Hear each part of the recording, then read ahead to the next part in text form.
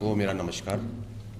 साथियों, आज ये पहल जो हमारे डबवाली शहर में पहली बार हो रही है, इस तरह का आयोजन, इस तरह का मेला, इस तरह का समागम शायद ही हरियाणा राज्य में पहली बार हुआ हो, क्योंकि कृषि वैज्ञानिकों का, माननीय कुलपति महोदय का, प्रगतिशील किसानों का और शहर की सभी अग्रणी संस्थाओं का इसमें बहुत बहुत योगदान है। और किसान और वैज्ञानिक एक ही मंच पर इकट्ठे होंगे तो ये एक, मैं कहूँगा, खेती के लिए एक बहुत ही नई चीज़ है। मैं पिछले 10 वर्षों से खेती के इस उन्नत कार्य में संलग्न हूँ और मैंने एक चीज़ देखी है कि किसान रोज़ नई चुनौतियों का सामना करता है। आज खेती सिर्फ बीज बोना और फसल काटना नहीं है, खेती बहुत आगे बढ़ चुकी है। गिरती मिट्टी की सेहत, जलवायु में परिवर्तन, नए नए रोग, नए नए कीट, रोज़ खेती के अंदर ऐसी चुनौतियां आ रही हैं जिनसे किसान परेशान हैं और आज ज़रूरत है खेती को वैज्ञानिक ढंग से करने की। इसीलिए मैंने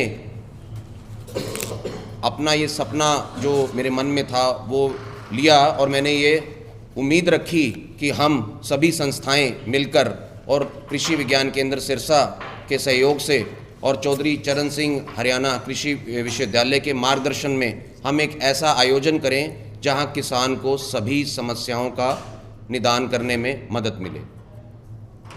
मुझे अभी हाल ही में किसान रत्न के सम्मान से नवाजा गया और यहाँ तक का सफ़र, मैं कहूँगा, बहुत चुनौतियों से भरा हुआ था।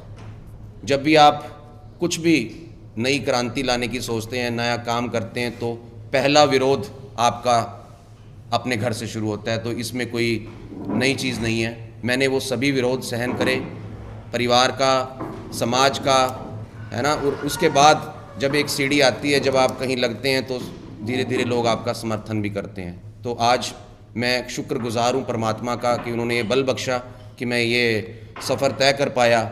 और जब मुझे कुछ संस्थाओं में भाग लेने का मौका मिला और मुझे प्रधान बनने का मौका मिला, मैं लायंस क्लब सुप्रीम और मुल्तान सभा डबवाली का प्रधान हूँ, तो हम निरंतर नए प्रकल्प लगाते रहते हैं। कभी नशे पर, कभी हमने बच्चों की पढ़ाई पर, कभी हमने यूनिफॉर्म्स डिस्ट्रीब्यूशन किया, विभिन्न गाँव में जाकर मेडिकल चेकअप किया। क्योंकि मैं एक कृषक समाज से आता हूँ तो मैंने अपना खेती के ऊपर एक ऐसा आयोजन करना अपनी जिम्मेदारी समझा कि हम किसानों को जागरूक करें, किसानों को उन वैज्ञानिकों से मिलाएं जहां तक पहुंच हर किसान नहीं कर पाता। हमारे यहां पर मुख्य रूप से कल के आयोजन में गेहूं के ऊपर डॉक्टर ओम प्रकाश बिश्नोई, जिन्होंने 1270 वैरायटी कनक की बनाई, वो पहुंच रहे हैं और गेहूं की फसल को कैसे बेहतर तरीके से आप अधिक उपज ले पाएंगे उस पर वो हमारा मार्गदर्शन करेंगे। मेरे विशेष निवेदन पर दिल्ली से डॉक्टर पी साईदास, जो मक्का के वैज्ञानिक हैं, वो भी पहुंच रहे हैं, जो मक्का के किसानों के लिए क्या क्या ऑप्शंस हो सकते हैं वो सारी चीज़ वहाँ पर सभी किसानों का मार्गदर्शन करेंगे। हम जब सभी जनसंपर्क अभियान में सभी गाँवों में गए तो हमने ये देखा किसान काफ़ी ज़्यादा कपास को लेकर चिंतित थे। तो मैंने और डॉक्टर DS जाखड़, जो आज किसी कारणवश यहाँ नहीं आ पाए, उन्होंने माननीय कुलपति महोदय से ये निवेदन किया कि हमें नरमे के संबंध में आप वैज्ञानिक दें और कोई सोल्यूशन भी दें, क्योंकि आने वाली बीमारियां, नरमा की फसल जो है बहुत बुरे तरीके से प्रभावित हुई और बढ़ते हुए गुलाबी सुंडी के प्रकोप और अलग अलग तरह की बीमारियों के साथ नरमा एक बहुत बड़ी चैलेंजिंग क्रॉप है और नरमा हमारे एरिया की मेन फसल भी है। तो माननीय कुलपति महोदय ने मुझे ये अवगत कराया कि हमने कुछ ऐसे बीज बनाए हैं जो गुलाबी सुंडी के भी रेजिस्टेंट हैं। तो ये बहुत हमारे लिए सुन के एक बहुत ही खुशी की बात है कि अगर ऐसा कुछ होता है तो ज़रूर किसानों को उसकी जानकारी दी जाए। इसके साथ साथ सरसों की फसल के लिए डॉक्टर रामावतार चौधरी चरण सिंह हरियाणा कृषि विश्वविद्यालय से विशेष रूप से यहाँ आमंत्रित हैं। वो सरसों के किसानों के लिए मुख्य रूप से मरगोज़ा और अलग अलग तरह की बीमारियों में जो भी सरसों में होती है उनके लिए मार्गदर्शन करेंगे। साथ ही क्योंकि हमारा ये एरिया पूरा किन्नू के बागवानों से लिंक्ड है, तो डॉक्टर विनीता कृषि विज्ञान केंद्र सिरसा से, बागवानी फसलों के ऊपर किसानों का मार्गदर्शन करेंगी।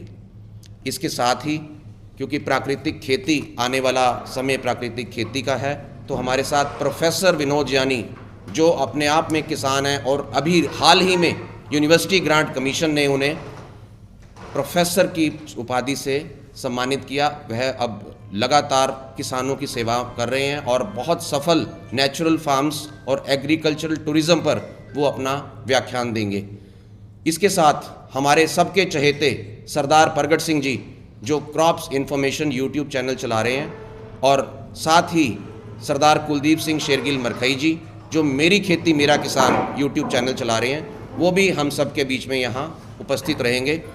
तो साथियों, ये अपने आप में एक ऐसा समागम है जहाँ किसान, वैज्ञानिक, माननीय कुलपति महोदय, प्रगतिशील किसान सभी एक मंच पर होंगे, और ये एक बहुत बड़ा मौका है हमारे क्षेत्र के किसानों के लिए कि वो यहाँ पर आएँ और इस जानकारी से वो लाभ उठाएं। शायद एक ही बात आपकी खेती में कोई बदलाव ला पाए तो ये हमारा आयोजन सफल हो जाएगा। मैं अपना अगर एक्सपीरियंस बताऊं तो मैंने अपने साथ के किसानों से, कृषि वैज्ञानिकों से काफ़ी कुछ सीखा। अगर हम किसी के पास जाते हैं और हमें कोई भी छोटी सी चीज़ हमें लगता है कि हम अपने जीवन में अपने कृषि कार्यों में उनको लगा पाएंगे, तो ये अपने आप में बहुत बड़ी चीज़ होती है। अभी हाल ही में मेरे मित्र जो यहाँ क्रॉप्स इन्फॉर्मेशन यूट्यूब चैनल से सरदार प्रगट सिंह जी आ रहे हैं, मेरा अभी इस सीज़न में उनके यहाँ जाना हुआ। मैं पिछले 8 वर्षों से हैप्पी सीडर से अपनी कनक की बिजाई करता हूँ, जिसमें हम बिना ज़मीन को वाहे पराली में पड़े हुए कनक बीजते हैं और करीब 4 से 5 लीटर डीजल में हम वो कनक की बिजाई कर लेते हैं। जबकि एक नॉर्मल किसान उसकी पहले गांठें बनाता है, फिर ज़मीन की वाही करता है, फिर पानी लगाता है, फिर दोबारा वाही करता है, तो 2 से ढाई हज़ार रुपये का खर्चा मामूली आ जाता है। तो क्यों ना हम ऐसी उन्नत तकनीकों को सीखें।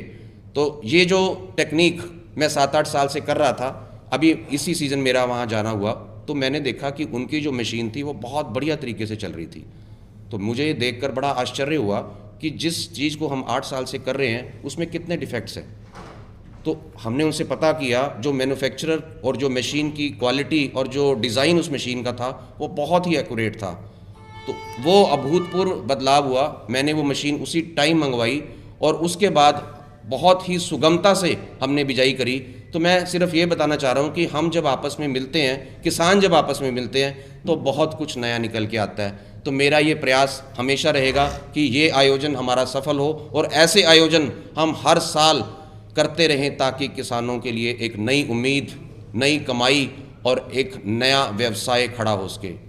इन्हीं सभी शब्दों के साथ मैं अपनी वाणी को विराम दूंगा और उम्मीद करता हूँ कि क्षेत्र के किसान और बाकी लोग भी बढ़ चढ़कर इसमें हिस्सा लेंगे, क्योंकि किसानी सिर्फ किसानों का मुद्दा नहीं है, ये एक आम जन का मुद्दा है।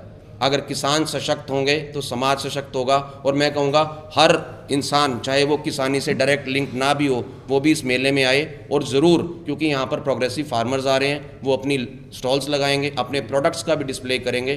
तो ये सिर्फ किसानों के लिए आमंत्रण नहीं है, ये डबवाली शहर के हर आम जन के लिए भी निमंत्रण है कि वो यहाँ आए और देखे कि क्या क्या नई नई टेक्नोलॉजीज़ और क्या क्या नई नई इनोवेशंस हो रही हैं और उनको अडॉप्ट करें और आपस में इस चीज़ को फैलाएं। धन्यवाद।